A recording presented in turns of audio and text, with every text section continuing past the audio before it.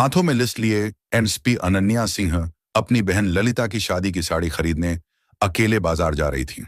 उसने लाल सलवार सूट, पैरों में साधारण जूते, चेहरे पर सादगी, ना कोई बॉडीगार्ड, बस एक आम बहन की तरह बाजार पहुंची। उसे देख आसपास के दुकानदार पहचान भी ना पाए कि कौन आई है। तभी उनकी नजर सीधे उसी पुरानी कपड़ों की दुकान पर गई जहां वह पहले भी कई बार बिना सिक्योरिटी चोरी छिपे आ चुकी थी। एसपी अनन्या धीरे धीरे दुकान में दाखिल हुई।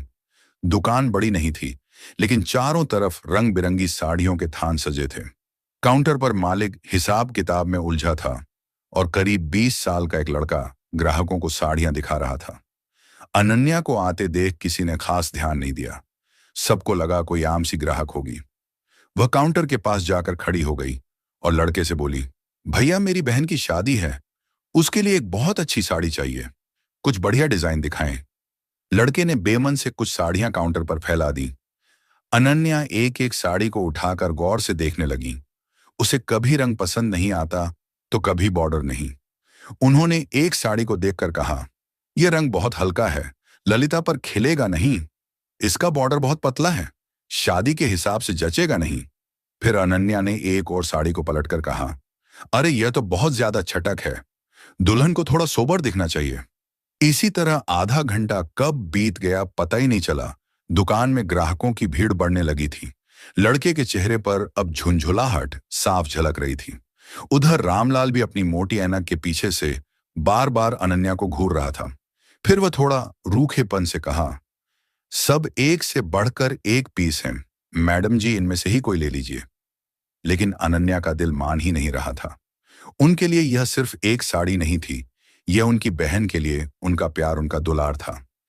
उन्होंने शांत स्वर में जवाब दिया, मुझे कोई जल्दी नहीं है भाई साहब, मेरी बहन की शादी का मामला है, सबसे अच्छा ही चाहिए। तो रामलाल ने धीरे से लड़के को इशारा किया।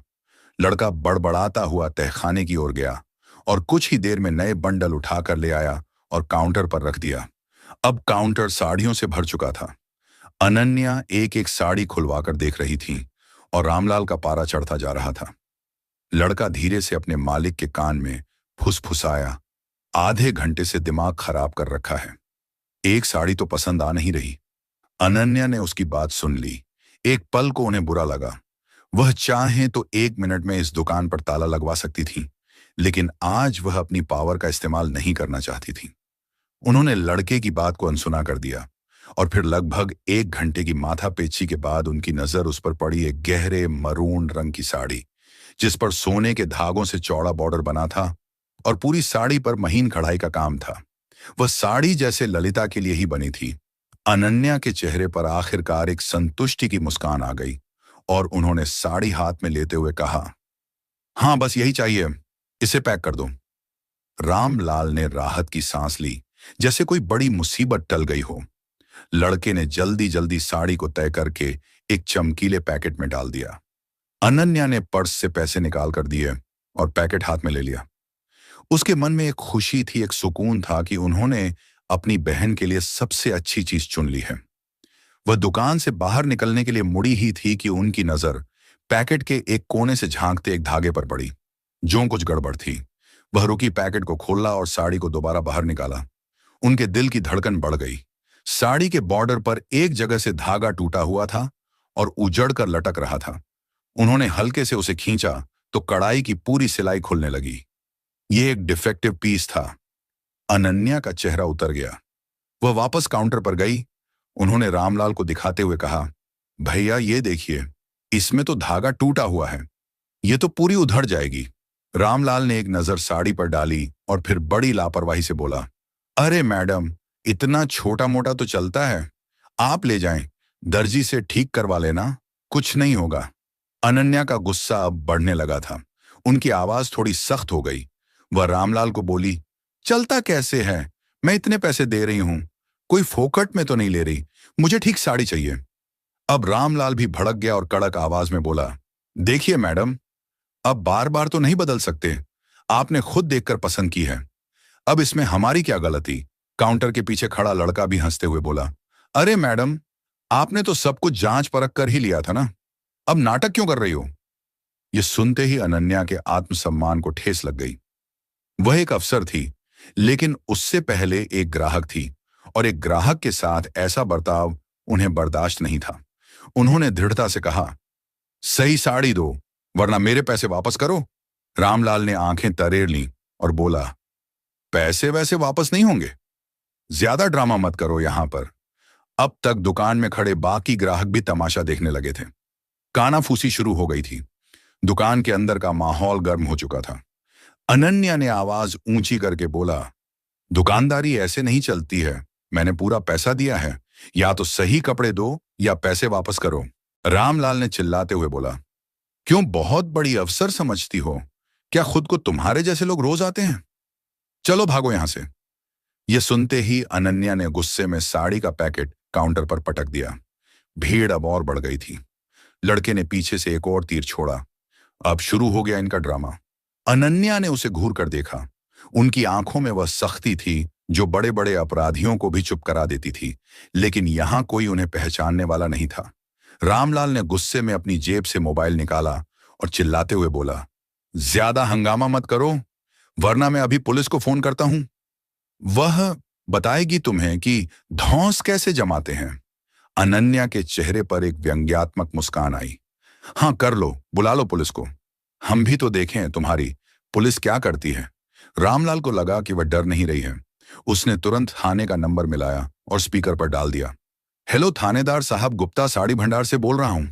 यहां एक औरत बिना वजह झगड़ा कर रही है, दुकान में हंगामा मचा रखा है, जल्दी किसी को भेजिए। फोन करते ही भीड़ में फुसफुसाहट और तेज हो गई। अरे इसने तो पुलिस ही बुला ली। अनन्या ने कुछ नहीं कहा। उन्होंने पास पड़ी एक पुरानी लोहे की कुर्सी उठाई और दुकान के गेट पर जाकर बैठ गईं। उन्होंने आसमान की तरफ देखा और एक पल के लिए उन्हें ललिता का चेहरा याद आया, उसकी शादी का सपना याद आया।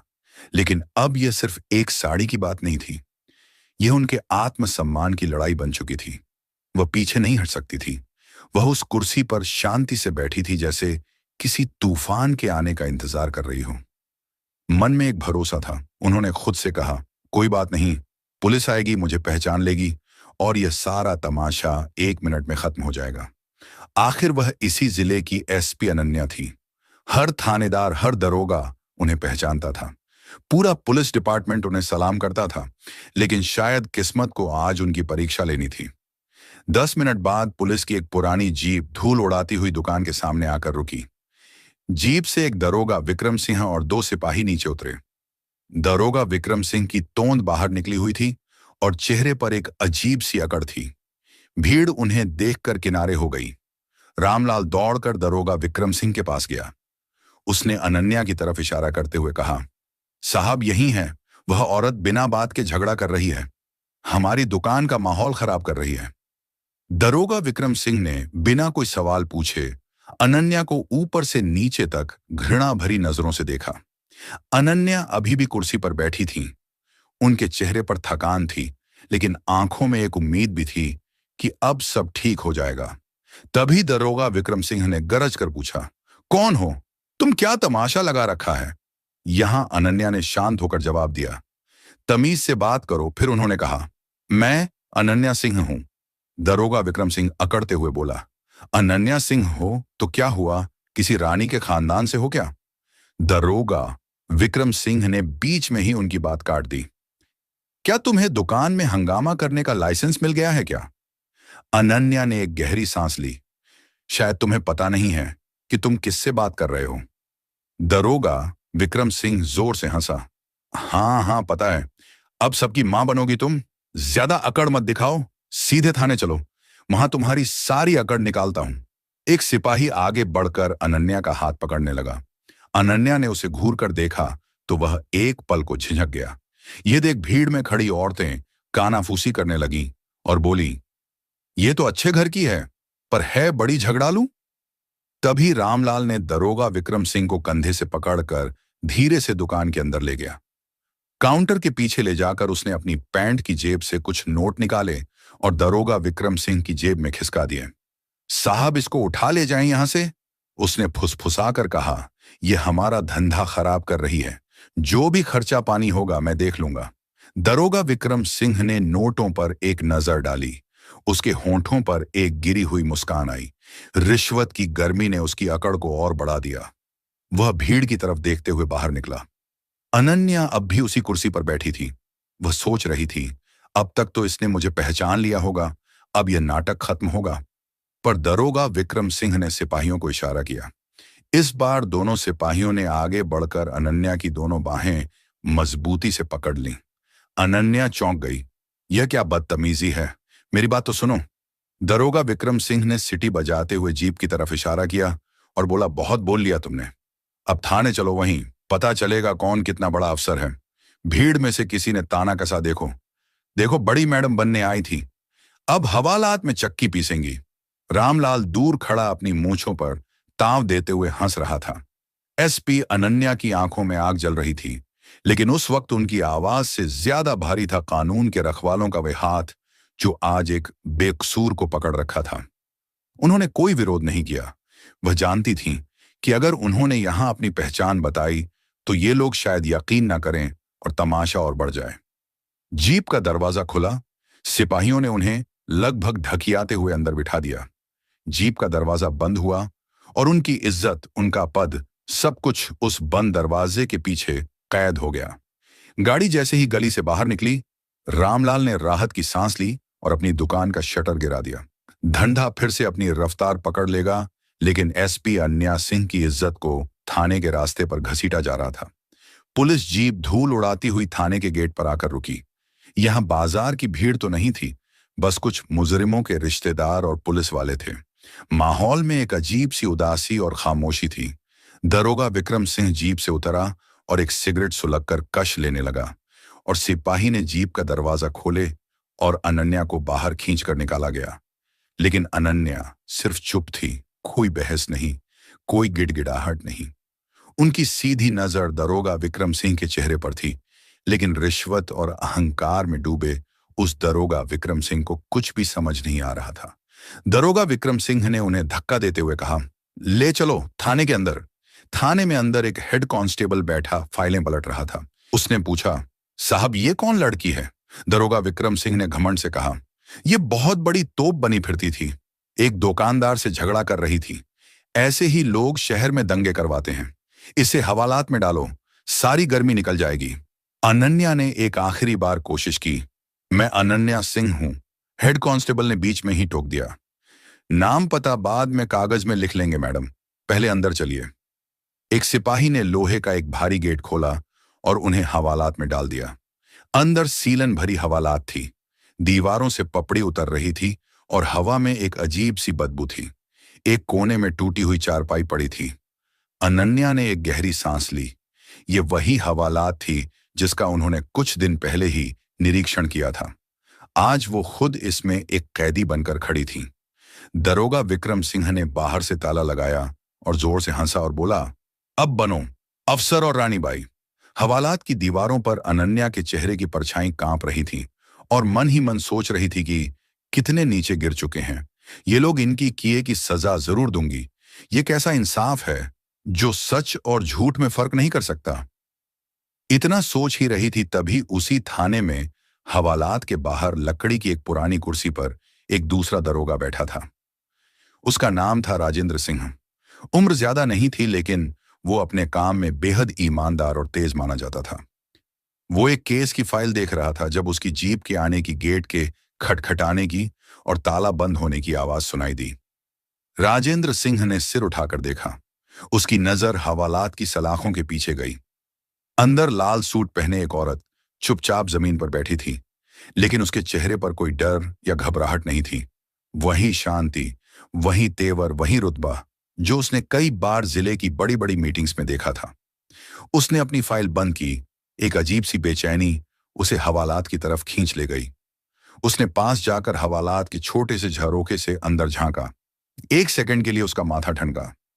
अरे ये तो उसके मुंह से बस इतना ही निकला। उसने पास खड़े एक सिपाही को इशारा किया। ये कौन है, किस केस में लेकर आए हो? सिपाही ने हंसते हुए पूरी कहानी बता दी। साहब एक दुकानदार से झगड़ा कर रही थी, दरोगा विक्रम सिंह साहब पकड़ लाए, कह रहे थे बड़ी अफसर बनती थी। राजेंद्र ने उसकी बात पर ध्यान नहीं दिया। उसकी आंखें सीधे अंदर देख रही थीं। तभी हवालात में बैठी अनन्या ने भी नजर उठाकर उसे देखा। एक पल के लिए दोनों की आंखें मिलीं और अगले ही पल राजेंद्र का खून सूख गया। वह समझ गया कि कितना बड़ा बवंडर आ चुका है। यह कोई आम औरत नहीं है, यह पूरे जिले की एसपी अनन्या सिंह है। वह सिपाही पर दहाड़ा, यह कोई मजाक नहीं है। गेट खोल जल्दी। सिपाही घबरा गया और बोला, पर दरोगा विक्रम सिंह साहब ने मना किया है। राजेंद्र की आवाज पूरे थाने में गूंज गई। मैंने कहा, गेट खोल। ये पूरे जिले की एसपी अनन्या सिंह है। तुम्हारे जैसे 50 दरोगा विक्रम सिंह मिलकर भी इनका बाल बांका नहीं कर सकते। यह सुनते ही सिपाही के हाथ पैर कांपने लगे। उसने कांपते हाथों से चाबी निकाली और ताले में लगाई। ताला खुला, कुंडा हटा। राजेंद्र ने सलाखों के उस पार खड़ी एसपी अनन्या सिंह को पूरी ताकत से सैल्यूट ठोका। उसकी आवाज में शर्मिंदगी और सम्मान दोनों थे। मैडम, माफ कीजिएगा, हमसे बहुत बड़ी गलती हो गई। मैं अभी इस गलती की भरपाई करता हूं। हवालात की वही दीवारें जो कुछ देर पहले अनन्या की पहचान को मिटा रही थीं, अब सच को पूरी इज्जत से बाहर आते हुए देख रही थीं। हवालात का ताला खुलते ही एसपी अनन्या सिंह बाहर आईं। उनका चेहरा शांत था, लेकिन उनकी आंखों में एक तूफान छिपा था। राजेंद्र ने उन दोनों सिपाहियों और हेड कांस्टेबल को जमकर फटकार लगाई। कुछ ही मिनटों में यह खबर थाने से बाहर जैसे ही पहुंची कि हवालात में बंद औरत कोई आम महिला नहीं, बल्कि पूरे जिले की एसपी अनन्या सिंह है। दरोगा विक्रम सिंह के होश उड़ गए। उसका चेहरा पीला पड़ गया, माथे पर पसीने की बूंदें छलक आईं।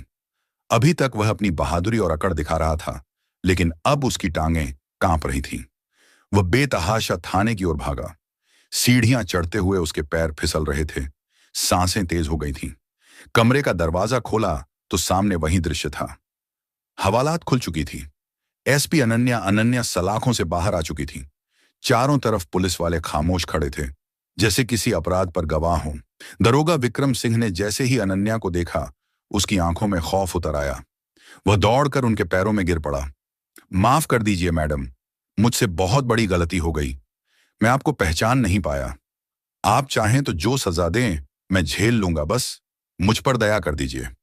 उसकी आवाज कांप रही थी, हाथ जोड़कर गिड़गिड़ा रहा था। पूरे थाने में सिर्फ उसकी हून हारती हुई आवाज गूंज रही थी, लेकिन अनन्या का चेहरा शांत था। उनकी आंखों में गुस्सा नहीं, बल्कि एक ठंडी शक्ति थी, वह शक्ति जो अपराधी को पिघला दे। उन्होंने धीरे से कदम पीछे हटाए, उसकी ओर देखा और कड़क आवाज में कहा, तू सोच रहा है कि गिड़गिड़ाने से तेरी गलती माफ हो जाएगी? याद रख, यह कुर्सी कोई सौदा नहीं है जो रिश्वत और डर से बच जाए। यह जिम्मेदारी है और तूने उस जिम्मेदारी को पैसों और झूठे अहंकार के नीचे कुचल डाला। दारोगा विक्रम सिंह रोते हुए बोला, मैडम रहम कर दीजिए, घर वाले बच्चे सब भूखे मर जाएंगे। मैं अपनी पत्नी की कसम खाता हूं, अब कभी ऐसी गलती नहीं होगी। अनन्या ने उसकी बात बीच में ही रोक दी। उनकी आवाज पूरे थाने में गड़गड़ाहट की तरह गूंजी। बस अब तेरी यह नौटंकी मुझे और नहीं सुननी। तूने आम महिला समझकर जिस तरह से मेरे साथ दुर्व्यवहार किया, उसी तरह तूने न जाने कितनों के साथ ऐसा काम किया होगा। तू माफी के लायक नहीं है, आज से तू सस्पेंड है। एसपी अनन्या की यह बात सुनते ही पूरा थाना सन्नाटे में डूब गया। दारोगा विक्रम सिंह वहीं जमीन पर गिरा, सिर पकड़कर सुबकने लगा। उसके होंठ कांप रहे थे, लेकिन अब उसके पास कोई दलील नहीं बची थी। राजेंद्र ने तुरंत रिपोर्ट निकाली, सस्पेंशन का आदेश लिखा और उस दारोगा विक्रम सिंह को वहीं मौजूद पुलिस जीप में बैठाकर लाइन हाजिर करवा दिया। अब उसकी अकड़ धूल हो चुकी थी। अगले ही दिन उस कपड़ा रामलाल को भी नोटिस भेज दिया गया। ग्राहक के साथ धोखाधड़ी, झूठा केस दर्ज करवाना और प्रशासन के काम में बाधा डालना। उसकी दुकान का लाइसेंस रद्द करने की कार्यवाही शुरू हो गई। रात काफी हो चुकी थी, लेकिन अनन्या ने एक पल भी आराम नहीं किया। उन्होंने वॉशरूम जाकर अपने कपड़े ठीक किए, चेहरे पर पानी के छींटे मारे। वह दर्द व अपमान सब कुछ उन्होंने अपने अंदर समेट लिया था। एक सिपाही ने कहा, मैडम सरकारी गाड़ी भेज देते हैं। अनन्या ने सिर हिला दिया, नहीं, मैं अपनी कार से ही जाऊंगी। वह फिर से अफसर नहीं, सिर्फ एक बहन बनना चाहती थी। थाने से बाहर निकलकर जब वह अपनी पुरानी कार में बैठी तो उनकी आंखों में आंसू आ गए, लेकिन उन्होंने उन्हें बहने नहीं दिया। कुछ ही घंटों बाद उनकी गाड़ी उसकी घर के गेट पर रुकी। शादी के घर में शहनाई की गूंज थी। चारों तरफ हंसी, मजाक, नाच गाना और मेहमानों की चहल पहल थी। ललिता अपनी सहेलियों से घिरी हुई थी और उसके चेहरे पर दुल्हन बनने की एक अनोखी चमक थी। उस चमक के बीच उसकी आंखें बार बार अपनी बड़ी बहन अनन्या को ढूंढ रही थीं। अनन्या वहीं थी, हर रस्म में ललिता के साथ खड़ी, कभी उसकी चुनरी ठीक करती, कभी उसे छेड़कर हंसा देती। चेहरे पर एक शांत और प्यारी सी मुस्कान थी, जैसे कल रात कुछ हुआ ही ना हो। उन्होंने ललिता को वो मरून रंग की साड़ी दी तो ललिता की आंखें खुशी से भर गईं। दीदी, ये कितनी सुंदर है, आपने मेरे लिए सबसे अच्छी चीज चुनी है। अनन्या बस मुस्कुरा दी, बोली, अरे पगली, तेरे लिए तो जान भी हाजिर है। लेकिन उस मुस्कान के पीछे एक गहरा समंदर छिपा था। कल रात जो कुछ भी हुआ, वह किसी बुरे सपने की तरह बार बार उनके दिमाग में कौंध रहा था। वह हवालात की सीलन भरी बदबू, वह दारोगा विक्रम सिंह की गिरी हुई हंसी, वह रामलाल का घमंडी चेहरा और भीड़ की वह चुभती हुई निगाहें, सब कुछ उनकी आत्मा पर किसी घाव की तरह ताजा था।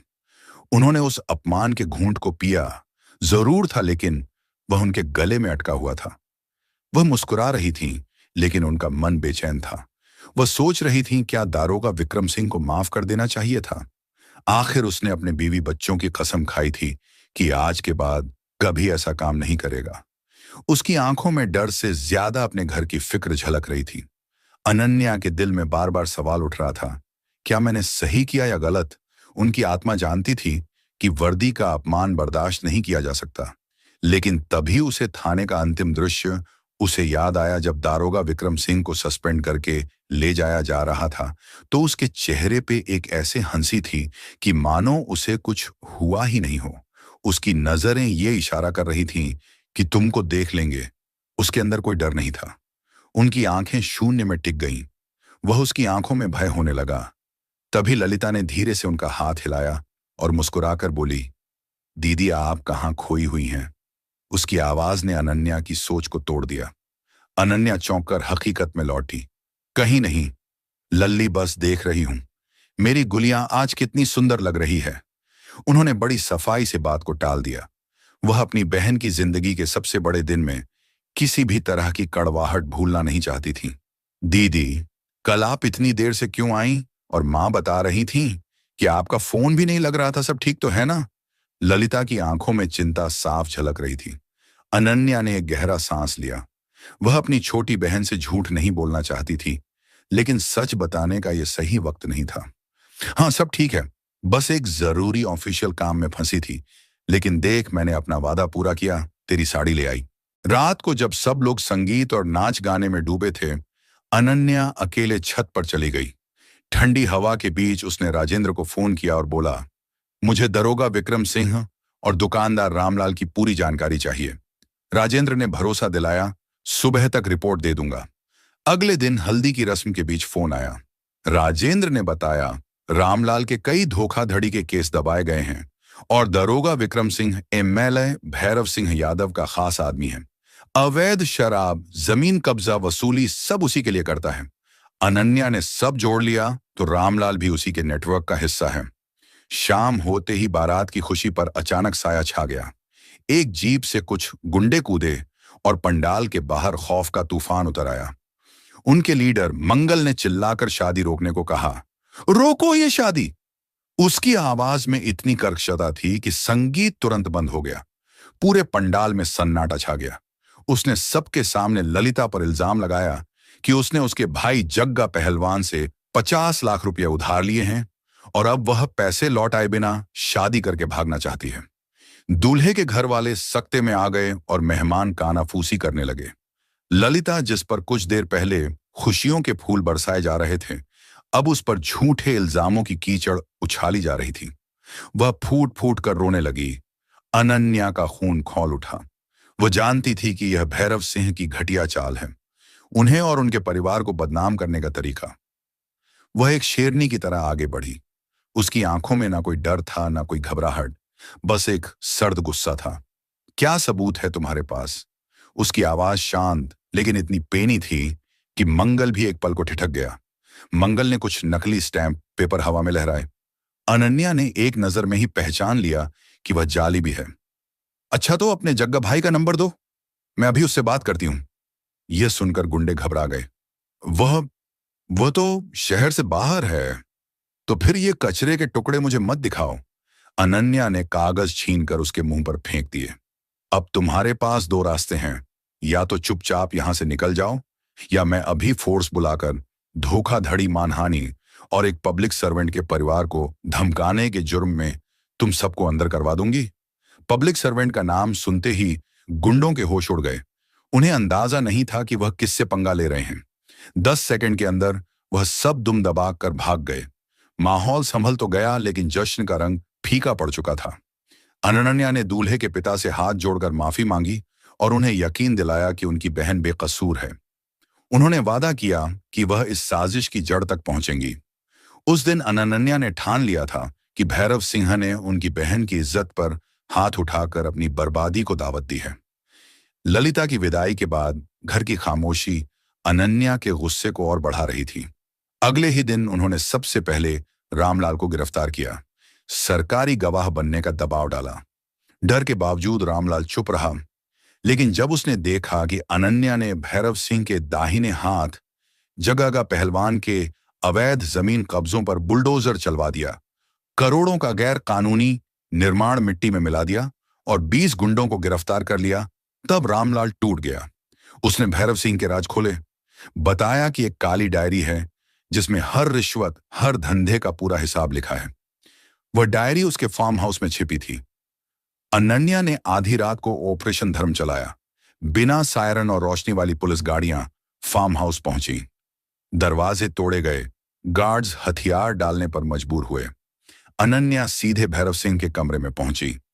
नींद से चौंक कर वह चिल्लाया, एसपी अनन्या, तुम्हारी हिम्मत कैसे हुई? अनन्या ने सर्च वारंट उसके चेहरे पर फेंकते हुए कहा, कानून को काम करने के लिए इजाजत की जरूरत नहीं होती। फार्म हाउस की तलाशी में करोड़ों की नकदी और वह काली डायरी बरामद हुई। अनन्या ने डायरी उठाकर ठंडी आवाज में कहा, खेल खत्म। एमएलए साहब। भैरव सिंह उसी रात गिरफ्तार हुआ। अगले दिन मीडिया में डायरी और गवाही के सबूत पहुंचे। अदालत में रामलाल की गवाही और डायरी के पन्नों ने पूरा गिरोह सलाखों के पीछे पहुंचा दिया। शहर ने बरसों बाद चैन की सांस ली।